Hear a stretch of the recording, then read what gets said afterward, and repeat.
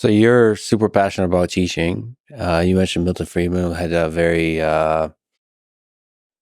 interesting way of teaching. How do you think of teaching? Teaching history of ideas, teaching bright young minds about the past? Yeah, I mean, it's great. It's really inspiring. The ways, the old school kind of dominating way in which Friedman taught would not fly in today's university. Wouldn't be permitted, and also the students wouldn't respond to it. So I try to share my enthusiasm. I think that's like almost the number one thing I bring is my enthusiasm. Like, look how neat and interesting these ideas are. I try to keep my own views out pretty much. I try to give the fairest possible rendition I can of each thinker. If I find someone really disturbing, I might sidebar at the end of the lecture and say this kind of, I find this unsettling and this, tells me something about myself. But most of the time, I'm bringing people into the biography of a great thinker, the context of them, and then in the lecture, we'll literally read the work together and we'll talk about it. And I'll ask the students, what are you finding here? What's jumping out at you?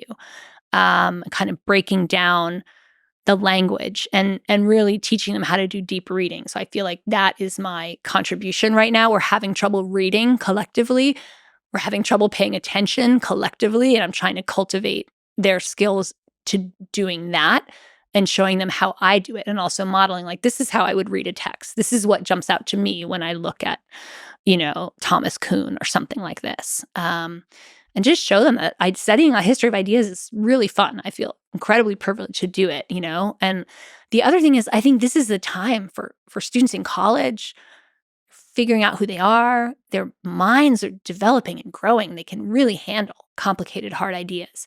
They don't always have the context behind them. So I need to give them the hard ideas and then show them this is kind of the context of what's happening in the world. But really, I'm showing them the landscape. I don't have time to go deep. We have a 10-week quarter, giving them a flyover, and then I want them to know how to go deep and know where they want to go deep. Do the thing that Milton Friedman did, which is in parallel. Have do their own parallel curriculum. Exactly. What advice would you give in terms of reading about ideas you agree with and reading ideas you disagree with? I mean, even though I think the passion is important for the teaching of the ideas, like, dispassion is more important for the reading and understanding of them. So a lot of people have said to me, like, I could never write about Ayn Rand. Like, she makes me so angry. And I've never become, I don't get angry reading her. Like, I'm like, oh, there you go again, or like, well, that's going to cause trouble, lady, and so I guess I'm approaching it with a sort of charity, but also with I don't have huge expectations. I'm not expecting to have the light shine on me. I'm not expecting to agree. I'm like, I can be very clinical about it. So that's what's worked for me. It might not work for others, and then I just try to find the humor in it. Like, how funny is it? Like, these different aspects of them, like when teaching my students about Oliver Wendell Holmes, like his dad wrote a poem about him. He called him the astronaut, about how he came from outer space. He seemed like he came from outer space. I'm like, this is his dad's view of his son. Like, that's how weird of a guy he was, Yeah. And so I try to find that, keep alert for those funny kind of human touches that, like, these are ultimately just people, people with ideas that they spent enough time polishing up and developing that we still want to read about them 100 years later. What about the dramatic formulation of that same question? Do you think there's some ideas that are good and some that are evil? Do you think we can draw such lines, or is it more complicated, like the old Solzhenitsyn line between good and evil that runs to the heart of every person? I mean, I philosophically agree with Solzhenitsyn for sure. I do think some ideas pull on the good side and some ideas pull on the bad side, like, absolutely. And I think that's probably why people dislike Rand so much, is they feel like she's giving license to the bad side. And she's saying it's okay to be selfish and it's okay. They feel like she's unloosing the dark forces. Um, and, in some cases that may be true, but she's also unloosing some of the light forces in terms of reflecting on yourself and trying to be true. But definitely there are ideas that are dangerous to play with. And there are ideas that I think give license to the darker sides of human nature. But I think you can see that in the historical record. So I think that it's possible to show that And obviously there's some places, like Germany, they think the ideas are so dangerous they can't be allowed to circulate. And in some contexts that may absolutely be true.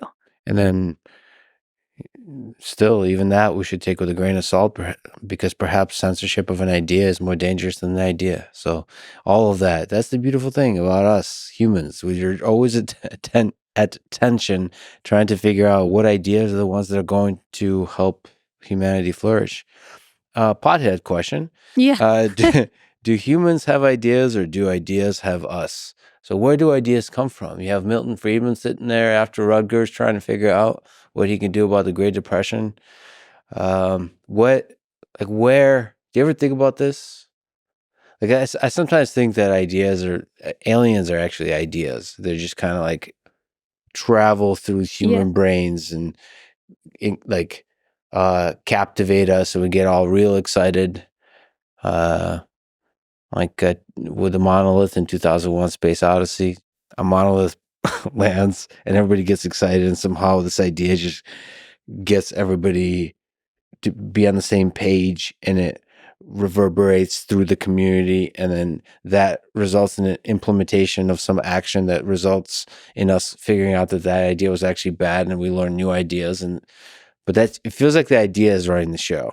Yeah. I mean, I think in a lot of cases, I think it's true. Keynes has this famous quote, like, most men are slaves of some defunct economist, and funny. so That's funny. So I do think that it's really hard to have an original thought. We are social creatures. We encounter the same situations again and again. And so it's really hard. You're born into these traditions of thinking and being and knowing, and most people are never going to question them, and most people are never going to become aware of them. So again, that's some of the work of what I do as an intellectual historian, is like, let's become aware.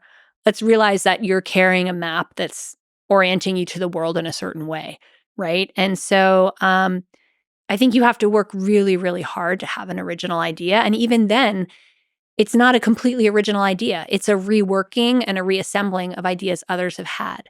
So I definitely think it's possible to create autonomy in the realm of ideas and to be an autonomous consumer of ideas. But I think on balance, most people are not. And that's fine. They want to have experiences. They want to do other things with their life, Well, Jennifer, thank you so much for this journey through ideas today, and thank you so much for your incredible work. It was really fun and fascinating to talk with you today. Thank you. Thank you.